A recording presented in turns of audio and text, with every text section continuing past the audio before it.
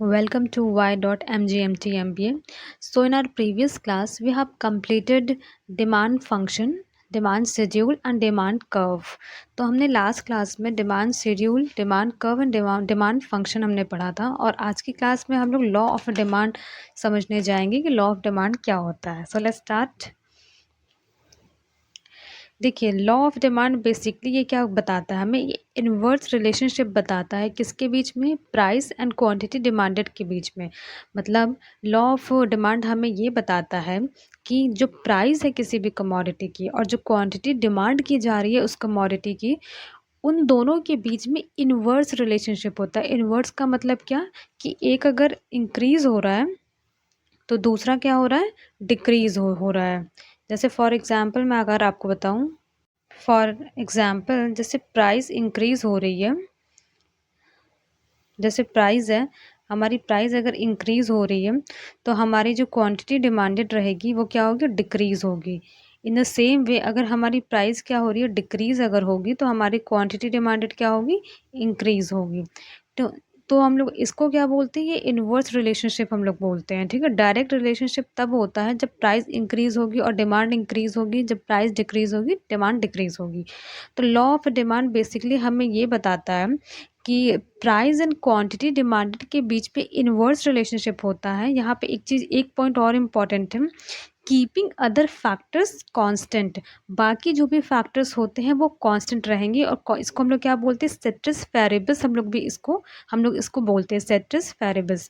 जब आप लोग अपने एग्ज़ाम में जब इसका डेफिनेशन लिखेंगे तो आप लोग अगर इतना बस लिख देते हैं कि law of demand states the inverse relationship between price and quantity demanded, तो ये पूरा डेफिनेशन जो है, ये डेफिनेशन कंप्लीट नहीं माना जाएगा जब तक आप वहाँ पे ये चीज़ ना लिखें, कीपिंग अदर फैक्टर्स कांस्टेंट. जब आप लोग ये लिखेंगे ये, तब इसको माना जाएगा कंप्लीट डेफिनेशन, इसको माना जाएगा. अब ये अदर फैक्टर्स हैं क्या चीज़. अब अदर फैक्टर्स मैंने आपको लास्ट वीडियो में बताया था कि हमने क्या पढ़ा था, टेस्ट एंड प्रेफरेंसेस हमने पढ़ा था, प्राइस ऑफ रिलेटेड गुड्स की प्राइस हमने पढ़ा था, रिलेटेड गुड्स की प्राइस हमने पढ़ा था, एज वेल एज इनकम हमने पढ़ा था कंज्यूमर की, कि कंज्यूमर की इनकम चेंज नहीं होनी चाहिए, कंज्यूमर की जो प्राइस ऑफ रिलेटेड गुड्स है वो नहीं चेंज होनी चाहिए, कंज्यूमर की इनकम नहीं चेंज होनी चाहिए. इनफैक्ट एक्सपेक्टेशन है अगर हमारी कि फ्यूचर में हमारी कमोडिटी की प्राइस चेंज होगी तो ये भी नहीं चेंज होना चाहिए.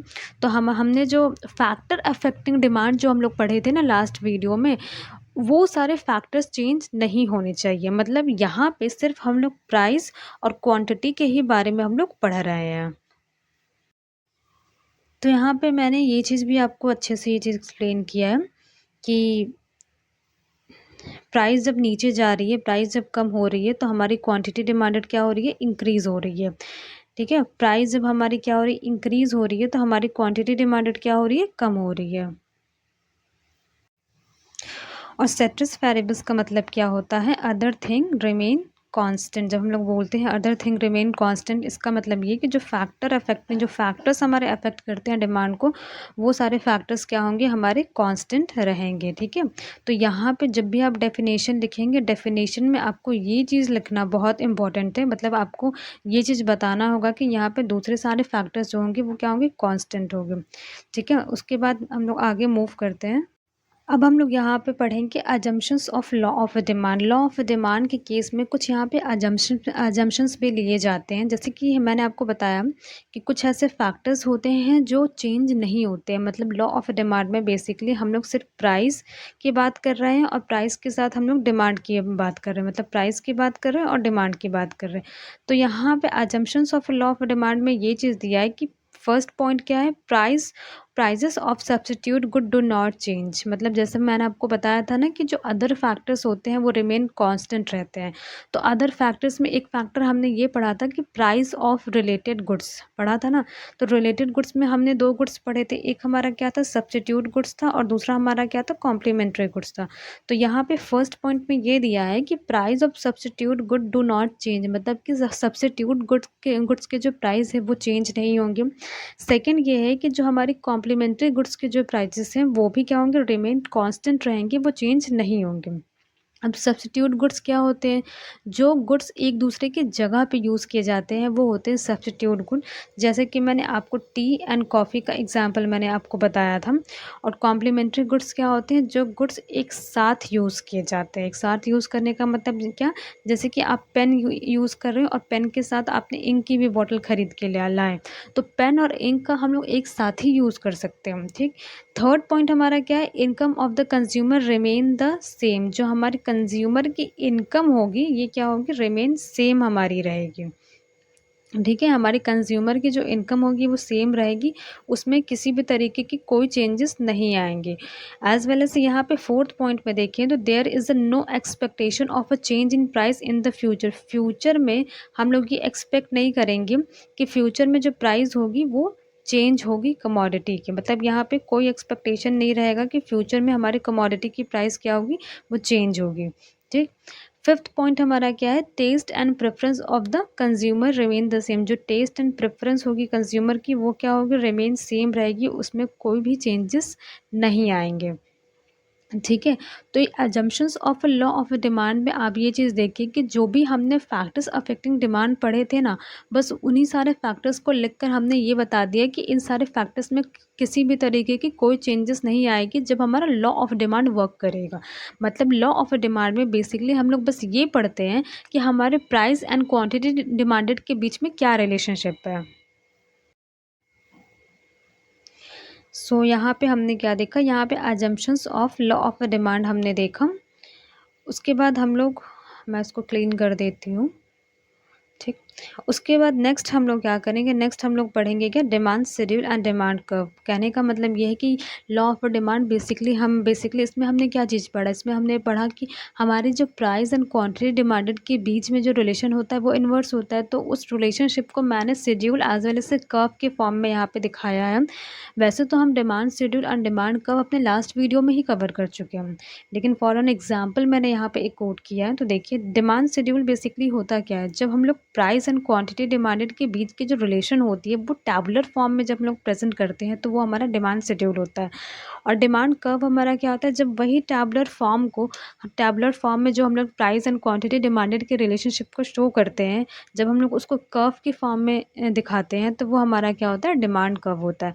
अब जैसे कि आप यहाँ पे ये चीज़ देख सकते हैं कि हमारी जो प्राइस है वो प्राइस क्या है? सबसे पहले प्राइस हमारी 5 है।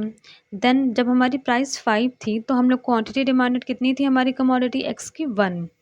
जब हमारी प्राइस थोड़ी और कम हो गई, प्राइस 5 से हमारी 4 हो गई, तो हमारी क्वांटिटी डिमांडेड इंक्रीज़ हो गई। जैसे मैंने आपको बताया था ना, इनवर्स रिलेशनशिप होता है। तो यहाँ पे आप देखेंगे जैसे-जैसे आपकी प्राइस यहाँ पे क्या हो रही है? कम होती जा रही है। पहले 5 थी, 4 थी, फिर 3 थी, फिर 2 थी, फिर 1 थी। आपकी वैसे-वैसे आपकी क्वांटिटी डिमांडेड जो है वो इंक्रीज़ होते जा रहे हैं। जब 5 रुपीज़ थी तो हम लोग क्वांटिटी डिमांडेड कितनी थी? 1 थी। जब 4 प्राइस थी तो हम लोग डिमांड करते थे 2। जब 3 हमारी प्राइस हुई तो हम लोग 3 डिमांड करने लगे। उसके बाद जब प्राइस और कम हुई, जब 2 हो गया तो हम लोग क्वांटिटी डिमांडेड कितना करने लगे? 4। जब प्राइस हमारी 1 हो गई तो हम लोग कितना डिमांड करने लगे? 5। तो यहाँ पे ये जो रिलेशनशिप है, इस रिलेशनशिप को बोलते हैं इनवर्स रिलेशनशिप, ठीक है। जब एक चीज़ हमारी इंक्रीज़ होती है और दूसरी चीज़ हमारी डिक्रीज़ होती है तो वो हमारा होता है इनवर्स रिलेशनशिप। अब इसी पूरे टेबल को हमने ग्राफ के अंडर हमने प्लॉट किया, तो यहाँ पे ये देखिए कि यहाँ पे ग्राफ देखिए कैसे 5 रुपीज़ पे जब प्रोडक्ट कमोडिटी की जो प्राइस है वो 5 रुपीज़ है तो हम उसको डिमांड कर रहे हैं 1। जब कमोडिटी की प्राइस 4 हुई तो हमने डिमांड किया कितना? 2। फिर जब कमोडिटी की प्राइस हमारी क्या हुई? 3 हुई तो हमने डिमांड किया कितना? 3। उसके बाद जब कमोडिटी की प्राइस और कम हुई, 2 हुई, तो हमने डिमांड किया 4। ऐसे ही जब कमोडिटी की प्राइस हमारी 1 हुई तो हमने डिमांड किया 5। मतलब जैसे-जैसे देखिए हमारी प्राइस क्या होती जा रही है? कम हो रही है, वैसे-वैसे हमारी डिमांड जो है कमोडिटी की डिमांड इंक्रीज़ होते जा रही है। तो ये था हमारा demand schedule and demand curve.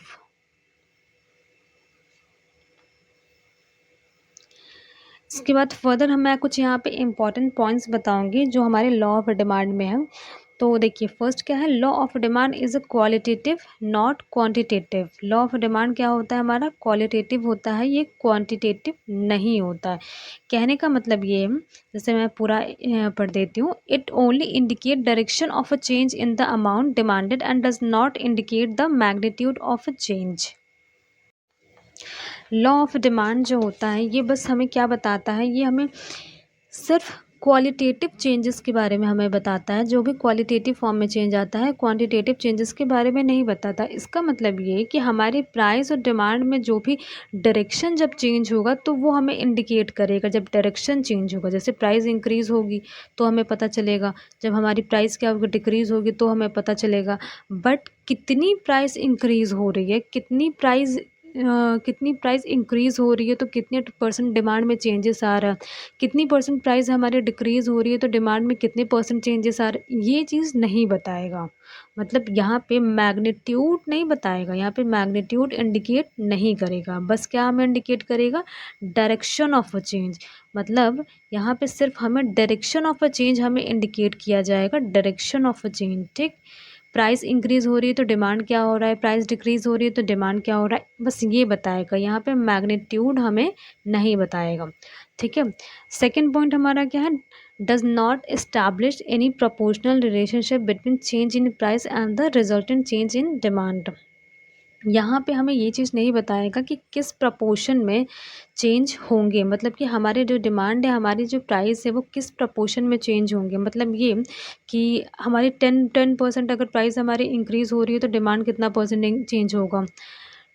ये 10% अगर प्राइस अगर हमारी डिक्रीज़ हो रही है तो डिमांड कितना परसेंट चेंज होगा। तो does not establish any proportional relationship between change in price and resultant change in demand. मतलब कि क्या चीज़ कितने परसेंट चेंज होगा ये चीज़ हमें नहीं पता है, मतलब ये चीज़ हमें ये नहीं बताता है, हमें बस डायरेक्शन यहाँ पे बताया जाता है। ठीक है, यहाँ पे देखिए कितना चेंज हो रहा है ना, ये भी ये पता चलेगा, और कितने परसेंटेज किस चीज़ में चेंजेस आ रहे हैं हमें ये भी नहीं पता चलेगा। मतलब यहाँ पे आप ये देखिए कि मैग्नीट्यूड ऑफ चेंजेस का मतलब ये है कि कितना चेंज हो रहा है हमें ये नहीं पता चलेगा, कितना, जैसे प्राइस 10% इंक्रीज़ हो रही है, किस परसेंटेज में इंक्रीज़ हो रही है तो डिमांड किस परसेंटेज में डिक्रीज़ हो रहा है हमें ये नहीं पता चलेगा। अब प्रोपोर्शनल रिलेशनशिप का मतलब ये होता है कि अगर हमारी प्राइस में अगर 10% की चेंज हो रही है तो डिमांड में हमारी कितनी परसेंट की इंक्रीज़ हो रही है, समझे। मतलब कि एक चीज़ में हमें चेंज मिल रहा है तो हमारा दूसरा चीज़ कितने परसेंटेज से इंक्रीज़ हो रहा है, डिक्रीज़ हो रहा है, ये होता है प्रोपोर्शनल रिलेशनशिप का मतलब। तो यहाँ पे हमें ये चीज़ नहीं पता चलता। थर्ड हमारा क्या है, only explain the effect of change in price on quantity demand. Only ये क्या बताता है कि प्राइस अगर हमारी चेंज हो रही है तो क्वांटिटी डिमांडेड पे क्या असर पड़ा है। मतलब हम लोग इसको वन साइडेड पढ़ते हैं। सपोज जैसे आपने ये चीज़ देखा होगा कि अगर हम लोग इसमें क्या पढ़ते हैं कि अगर हमारी प्राइस इंक्रीज़ हो रही है तो हमारी डिमांड क्या होगी, डिक्रीज़ होगी। ठीक है, पहले ये पढ़ते हैं, दूसरा ये पढ़ते हैं कि अगर प्राइस हमारी डिक्रीज़ हो रही है तो हमारी डिमांड क्या होगी, इंक्रीज़ होगी। ठीक है, कभी हम लोग ये नहीं पढ़ते हैं कि डिमांड अगर कम हो रही है तो प्राइस क्या होगी, या फिर डिमांड में ये चेंजेस आ रहे हैं तो प्राइस क्या होगा। इसका मतलब ये कि हम लोग ये वन साइडेड है, प्राइस में चेंज होने के बाद हम लोग देखते हैं कि डिमांड में क्या चेंजेस आ रहे हैं यहाँ। ठीक, तो यहाँ पे मैंने आपको कवर करा है क्या, लॉ ऑफ डिमांड मैंने आपको यहाँ पे पूरा कंप्लीट कवर करा दिया है। तो so basically law of demand क्या होता है, ये एक इनवर्स रिलेशनशिप होता है जो कि हमारे प्राइस और क्वांटिटी डिमांडेड के बीच के रिलेशनशिप को शो करता है, जहाँ पे दूसरे जो फैक्टर्स होते हैं वो कांस्टेंट होते हैं, जो फैक्टर्स अफेक्टिंग डिमांड होते हैं या फिर फैक्टर्स अफेक्टिंग इंडिविजुअल डिमांड, और मार्केट डिमांड में भी हमने फैक्टर्स अफेक्टिंग पढ़ा था, वो सारे जो फैक्टर्स होते हैं वो कॉन्स्टेंट होते हैं। जब प्राइस हमारी कम होती है तो हमारी क्वांटिटी डिमांडेड इंक्रीज़ होती है, जब प्राइस हमारी इंक्रीज़ होती है तो क्वांटिटी डिमांडेड क्या होती है, डिक्रीज़ होती है। स्टेटस वेरिएबल्स का मतलब क्या होता है, अदर थिंग्स बीइंग कांस्टेंट और अनचेंज। स्टेटस वेरिएबल्स का मतलब क्या होता है कि दूसरे जो फैक्टर्स होंगे वो क्या होंगे, कांस्टेंट होंगे या फिर वो अनचेंज्ड होंगे। अजम्पशंस में हमने पढ़ा कि जो भी हमारे फैक्टर्स अफेक्टिंग डिमांड थे उसमें बस आपको नो लगा के लिख देना है कि हमारे जो भी अदर फैक्टर्स है एक्सेप्ट प्राइस एंड डिमांड वो सारे क्या होंगे, कांस्टेंट होंगे। ठीक है, बस हमें ये चीज़ लिख देना। यहाँ पे मैंने 5 पॉइंट्स दे दिए। अब जितने भी फैक्टर्स होते हैं आप उस सारे फैक्टर्स को नो लिख कर आप दिखा सकते हैं अपने एग्जाम में। हमने यहाँ पे थर्ड में पढ़ा, ये थर्ड पेज पे हमने ये पढ़ा demand schedule and demand curve. Demand schedule and demand curve basically हमने एक जो इनवर्स रिलेशनशिप है जो प्राइस एंड क्वांटिटी डिमांडेड के बीच की, उसमें हमने बस यह इसको टैबुलर फॉर्म में और हमने ग्राफिकल फॉर्म में बस इसको शो करके दिखा दिया है। इसको आप अपने एग्ज़ाम में बताना, इससे बहुत अच्छे मार्क्स मिलते हैं।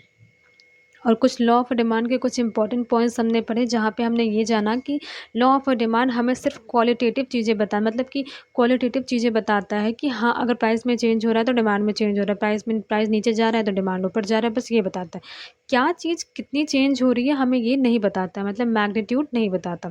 सेकेंड, हमने ये पढ़ा कि जो प्रोपोर्शनल चेंजेस जो होते हैं, प्रोपोर्शनल रिलेशनशिप जो होता है वो भी हमें नहीं बताता, मतलब कि अगर प्राइस में अगर 10% चेंज हो रहा है तो कितने परसेंट से हमारी डिमांड इंक्रीज़ होगी, हमें ये चीज़ भी नहीं पता चलती है इससे। Only explain the effect of change in price on quantity demanded. Only explain the effect of change in price, मतलब कि प्राइस में चेंज अगर हो रहा है तो उससे क्या होगा कि हमारे क्वांटिटी डिमांड में क्या चेंजेस आ रहा है, बस हमें ये चीज़ पता चलती है कि प्राइस में अगर चेंज हो रहा है तो क्वांटिटी डिमांडेड में क्या चेंजेस होगा। हमें ये कभी नहीं पता चलता है कि क्वांटिटी डिमांडेड में चेंज हो रहा है तो प्राइस में कितनी चेंज होगी, ये नहीं बताता है। इसीलिए इसको हम लोग बोलते हैं कि ये वन साइडेड होता है। सिर्फ हम लोग प्राइस के चेंज को देख के क्वांटिटी डिमांडेड के चेंज को पढ़ते हैं इसमें। So thank you for your time and please like, share and subscribe. Thank you.